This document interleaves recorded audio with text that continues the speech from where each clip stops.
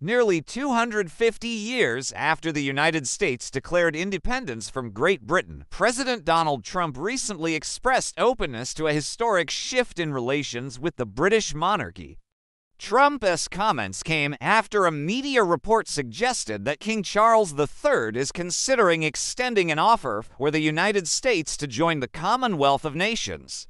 This offer would be for the U.S. to become an associate member of the Voluntary Association, which currently includes 56 nations, most of which were once part of the British Empire. The Commonwealth is an organization built on shared history, culture, and values among member nations, many of which have been former British colonies.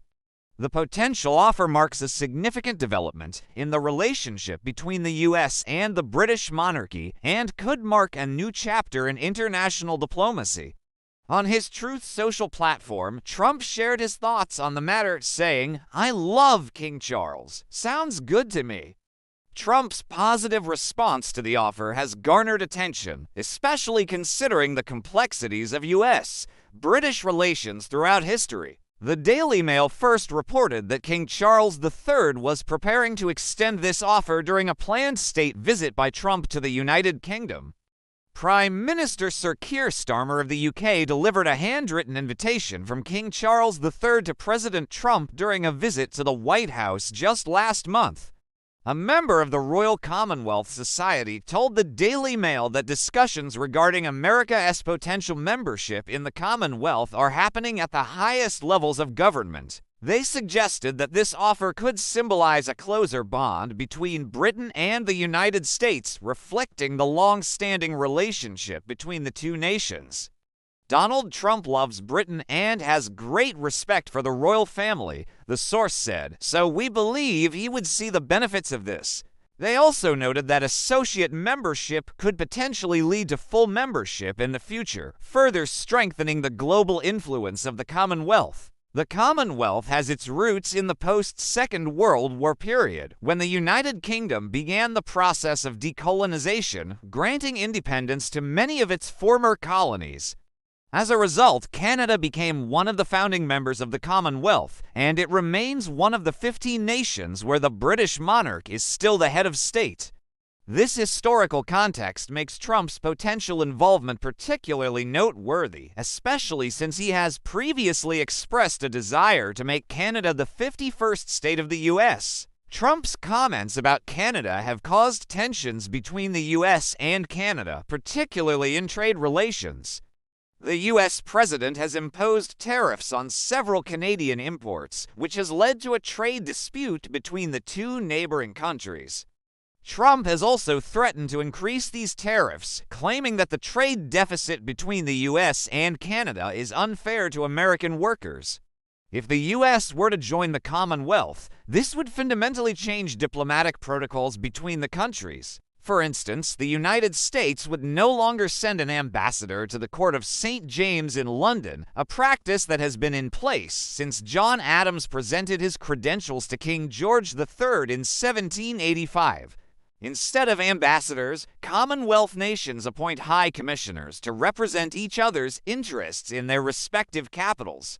This shift would signify a major departure from long-established diplomatic traditions between the U.S. and the UK, as well as the U.S. and Canada. The Commonwealth has often been seen as a symbol of shared democratic values, peacekeeping efforts, and international cooperation.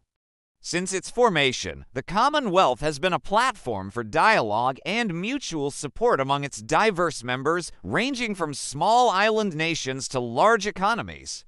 King Charles III's potential offer to the United States could be an attempt to solidify the global importance of the Commonwealth in the 21st century. While the U.S. has always been an ally of the UK and Canada, becoming part of the Commonwealth could be seen as a symbolic gesture of the ongoing relationship between former British colonies and their colonial roots. The move could help smooth over recent tensions in trade and political dialogue between Washington, London, and Ottawa. While the idea of the U.S. joining the Commonwealth is still in the early stages of discussion, it raises important questions about the future of international diplomacy and the role of global organizations like the Commonwealth. The offer also raises the question of whether the U.S. would be willing to engage in more cooperative, multilateral approaches to global governance rather than the more unilateral actions it has taken in recent years. America's participation in the Commonwealth, even as an associate member, would offer an opportunity for stronger collaboration on issues such as human rights, climate change, and economic development. While these discussions continue, it's clear that the idea of the U.S. joining the Commonwealth would mark a significant shift in global diplomacy and the evolving role of international organizations. This offer represents an evolution in the way global powers and former colonies interact, potentially reshaping global alliances in ways that could redefine geopolitics in the 21st century. Additionally, the U.S. would gain a more prominent position in international conversations on global security, climate change, and the promotion of democracy and human rights through its association with the Commonwealth. For years, the Commonwealth has been known for its humanitarian work and peacekeeping efforts around the world, and the inclusion of the U.S. would add significant weight to its diplomatic efforts. From a cultural perspective, America joining the Commonwealth could also foster deeper ties in terms of shared history, education, and the exchange of ideas between U.S. citizens and those in Commonwealth nations. The Commonwealth already includes diverse countries, including India, Australia, and South Africa, and expanding membership could bring new perspectives on how to approach the challenges of the modern world.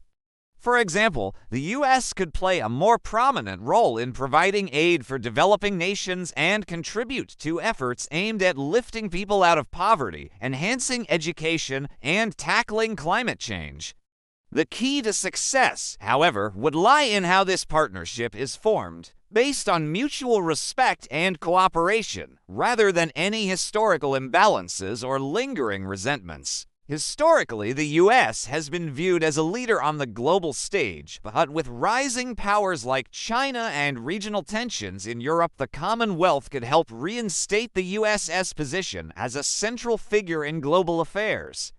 By rejoining the fold in this way, America would reinforce its commitment to multilateralism and global cooperation, echoing the principles of democratic governance and human rights that have long been shared values within the Commonwealth. If successful, this relationship could also influence future U.S. foreign policy strategies, particularly in regions such as Africa, where the Commonwealth has a significant presence. In addition, this move could signal a fresh approach to U.S. relations with other European and Commonwealth nations, including Canada, Australia, and New Zealand, marking a new chapter in the international political landscape.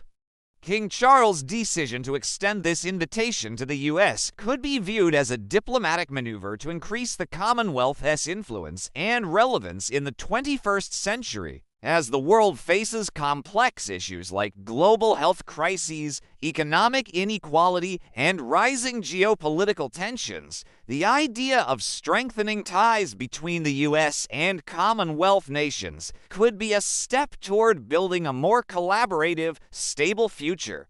The Commonwealth of Nations has already proven itself as an important force in global governance, and with the U.S. potentially rejoining, its influence could become even more significant in shaping the future of international relations. Now, as we reflect on the centuries-long history between the U.S. and the British monarchy, the possibility of the U.S. becoming an associate member of the Commonwealth adds a new layer to the complex and evolving relationship between these two great nations. Whether this offer will be accepted or not, it is a reminder of the changing dynamics in global affairs and the ongoing importance of maintaining strong, cooperative international relationships. As this story develops, it will be fascinating to see how it affects U.S. foreign policy, the future of the Commonwealth, and the broader global landscape. This potential offer from King Charles III has stirred significant conversation, And as discussions continue, it will shape the future of the Commonwealth and international diplomacy for years to come. Should the U.S. ultimately accept the offer, it would mark a new era in global diplomacy, bridging historical divides and fostering deeper international cooperation than ever before.